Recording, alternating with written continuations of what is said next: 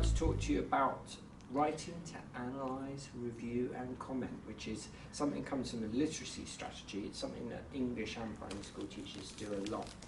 Maybe you could talk about some of the processes you go through when you do an analytical piece of writing like Dear Mrs. Morgan or a blog or something like that, and just take us through a bit of that and have a conversation about that. Well, I guess I'm starting from something that's very similar to what the traditional Christian sermon used to be. The traditional Christian sermon used to say, my reading for today is. Yeah. Yes? And that was their starting point, traditionally, probably still is. And then there's a contemplation of it. Yeah. And in that contemplation is the analysis. Yeah. Where you mix, in my case, and also quite often vicars did, a personal with an approach that is very explicit. Yeah. Now, I understand that's quite hard for teenagers because they don't know very much theory, but they know some. But in my case, I may take something that Nicky Morgan has said, or in the old days Michael Gove, or it may be a piece of a document from one of the strategies or whatever, and then I look at that and I say how it applies in very concrete circumstances to my own children or to me as a parent. And then I say, well, hang on a minute, there are some fallacies with this. So I may have a look, say, at testing. So if I take that word testing, I say, well, hang on a minute, it's problematical. So I take a word that we assume we all agreed about, and I go, well, hang on a minute, are we talking about something that's, because it's reliable, it's valid, in the case of testing? Is it valid and therefore reliable? No, these are two different things. And then I explore that. And then I will sometimes end, not so much with a conclusion, as a sort of provocative, now see what you've got there thing. So that's how I write. So let's just break that down. So basically you take a kind of theme or topic of the day like exams or, But I try to go with something that's very concrete statement that somebody has actually made. So it isn't simply a theme. And this I think is very important because we can get very abstract. So you actually look at what someone has said. Yes. And I think that helps. And so you know, if students were sort of going to do this, they do need to actually go and do some research of their own and find a statement on the internet or in the newspapers and magazines that they annoys them or brings out a really strong feeling in them that they really agree with it. And it'll help them, because if you say, I'm against hunting, or I believe in a green world, or I think there's a gender imbalance or whatever, I've noticed that quite often when you argue with teenagers, say, as I sometimes do, my own children or whatever, that it gets general very quickly. And it's quite, that lends itself to not that great writing, does it? This is a really important point, isn't it? That the students need to actually do some proper research and look at a specific incident. So say the hunting one, which I've taught many times and had many very kind of bland and banal general kind of comments about it. They would need to go and find a very specific incident that perhaps happened quite recently in a hunt, say, or some parliamentary kind of debate, and pick out kind of something clearly said by David Cameron or someone about it. And the challenge I always try to do is to find the most articulate, best statement that I disagree with. So I don't disagree with someone who's muddled or someone I disagree with who's expressing their viewpoint very clearly. That then puts me on my mettle, and I then have to try and say why I think that's wrong or a fallacy or whatever. But what we're talking about here is argument and analysis, because you will look at something and you will have a feeling about it. Say hunting, we'll go back to the kind of classic staple of the English GCSE.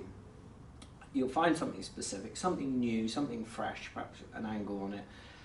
You'll know that you probably disagree with it. And then the analysis comes in when you break it down. You break it down into kind of its component parts, the things you disagree with. Maybe you could talk a little bit more about how you do that, because that's a pretty difficult process, isn't it? And it doesn't, you know, you can't just do it like that.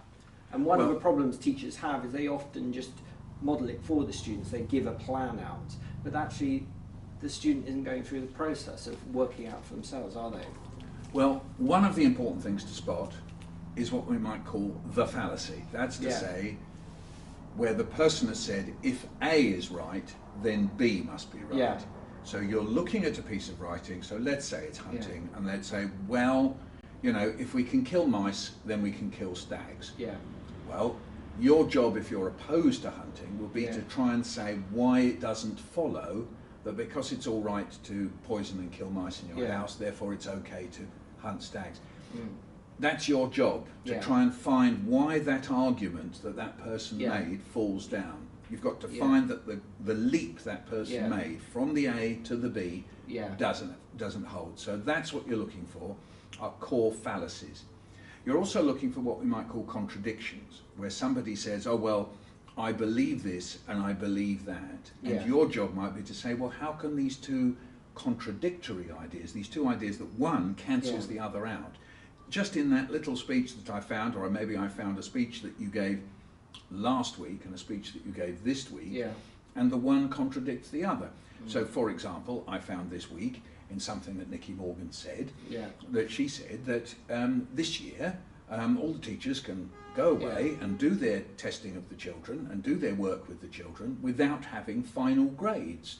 And I just suddenly thought, hang on a minute, well, if we can do it this year, we could do it every year. I spotted the contradiction between the overall policy and what's happening this year. So that would be an example. So you've got the fallacy, the logical fallacy, where the logic you're going to argue falls down. You've got the contradiction. And then maybe also when you pull back, and I quite like to do that, and say, well, what's the situation that we're talking about here?